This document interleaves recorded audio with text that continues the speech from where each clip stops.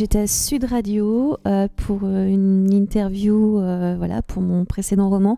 Et juste avant que j'intervienne, en fait, il y avait eu un flash d'actualité avec justement, alors je ne saurais plus vous dire lequel, mais il y avait, voilà, on parlait d'un bizutage et on m'avait demandé d'intervenir là-dessus. Et j'ai un côté un peu va-t-en-guerre et voilà, oh, je suis une grande justicière. Bon.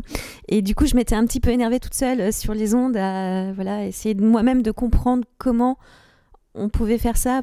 Voilà. Et du coup, je me suis dit qu'effectivement, ce serait un super sujet de roman. Et c'est ce que j'aime bien faire dans mes romans, en fait, c'est essayer de comprendre aussi un phénomène avec le lecteur. C'est-à-dire que je m'attache à... Voilà, ça peut être le djihadisme dans Les Fauves. Ici, c'est ce phénomène-là.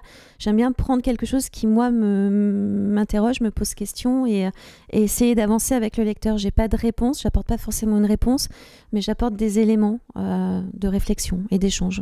Dans les recherches que j'ai faites, j'ai bien sûr, je me suis intéressée à tous les cas enfin tous les cas, non peut-être pas tous, mais en tout cas à pas mal de cas de bizutage qui avaient pu avoir lieu, du plus léger, on va dire, même si c'est jamais anodin, au plus grave. Voilà, il y a des bizutages qui débouchent sur de graves séquelles physiques, psychologiques, voire sur la mort parfois. Donc voilà, je me suis évidemment penchée là-dessus, et c'est quelque chose que j'avais étudié aussi quand j'étais étudiante en psychologie. Ça et la fameuse soumission à l'autorité de Milgram, puisqu'en fait pour moi ça participe aussi un peu du même processus, à la fois la soumission à l'autorité et le phénomène de bouc émissaire, puisque dans le bizutage finalement c'est ça, c'est le bouc émissaire.